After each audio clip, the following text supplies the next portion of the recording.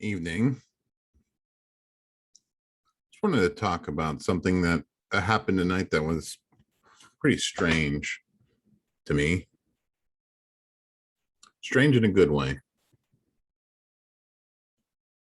So, about a month ago, when I was doing what I do every Wednesday night, uh, met a man that was living under a freeway overpass. I didn't know his name then. I had met actually I'll call it his roommate for his tent. That's about as accurate. And I talked with her, shared the gospel with her quite a bit. And after a while, this gentleman came out of his tent and was very angry at us. We offered a plate of food to him. We shared the gospel with him. And he proceeded to threaten my friends and I.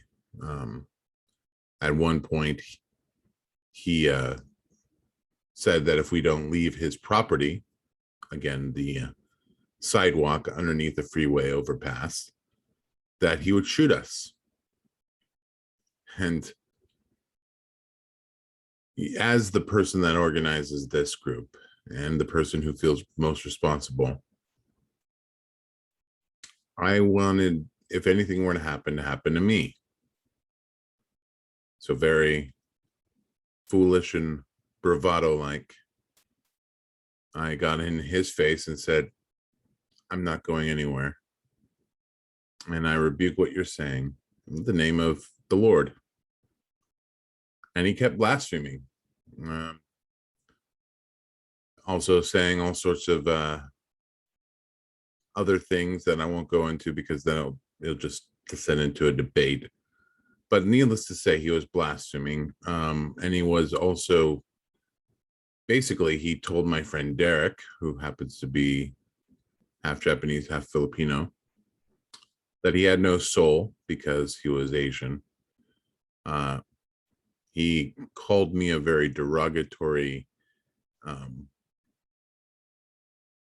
word that has to do with my orientation, which kind of comical because I don't think he really addressed the truth there. He looked at my friend who was white and said, and you're Satan. He went around the circle and basically wanted to fight all of us. Now, here's where the things get interesting. Tonight, for about a month, we've been going to see him, always just trying to give him food, give him water, give him whatever he needs every Wednesday. And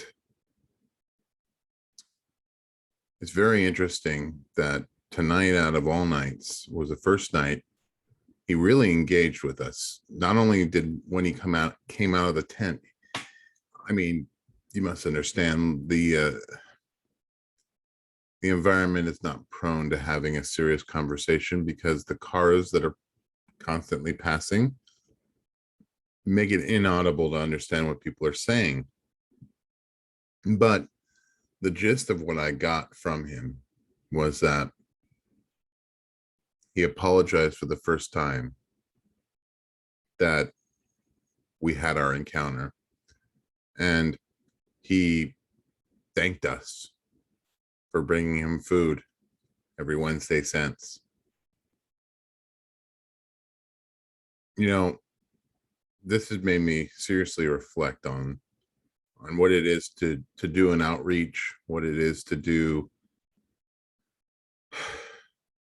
testimonials and evangelism. Sometimes people are very unreceptive and hostile to the gospel. And no matter what you say, no matter how much logic and reason, history, no feat of your mental abilities are ever going to be able to break through the wall that they've built. But what I think finally drove the message home of the gospel to this man whose name is Enzo was that we were willing, even though we were despised, to continue to show him the love of Jesus Christ. Doesn't matter how threatened we were, how much we were in fear, how angry we got. We never stopped coming and bringing the food, being loyal to what it says in First John, I believe it's 2:17. If any man has this world's goods and yet closes his heart to his brother, how does the love of the Lord dwell in him? My group, we take that serious. We have this world's goods, what little we have, and we're surrounded by people who don't. And God forgive me, I could give so much more of myself, what I have, my comforts. But even in the smallest bit of faithfulness, the Lord uses it. And he uses it to really shift people's hearts. I really thank God that tonight I got to know not only Enzo's name, but that he asked for us to pray for him. And then, surprisingly enough, he prayed for us. He prayed that the Lord would protect us in this work. He thanked the Lord for our lives. So if you need some encouragement, if you're not sure that what you're doing in your daily walk to give your testimony to others, your neighbors, the surrounding people in your life, isn't making a difference, the biggest difference you can make is by showing the love of Christ to someone and demonstrating it in action.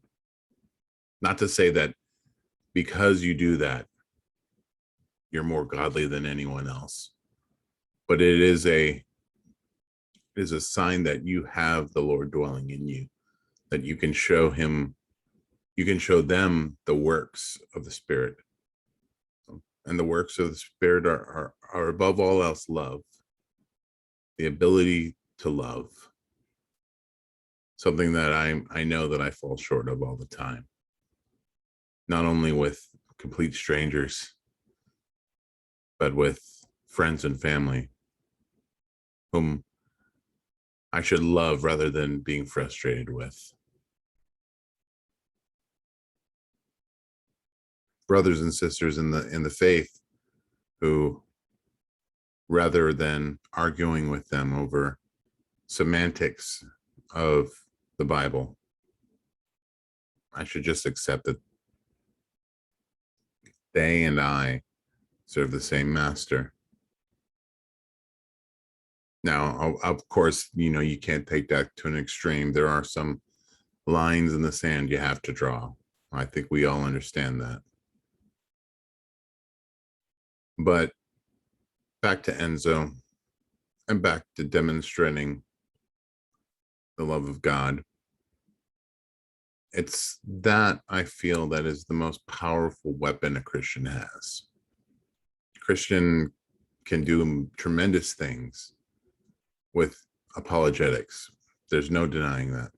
They can do tremendous things using the gifts of the mind that God gives them. But the thing that mystifies people the most, the thing that makes them truly question what they're seeing, is when you have no reason to show love and you do it. Just keep that in mind. Anyway, thank you for watching. Thank you for continuing to be a part of this channel. God bless you, and pray that in all of your endeavors for the kingdom of the Lord, you're successful. God bless.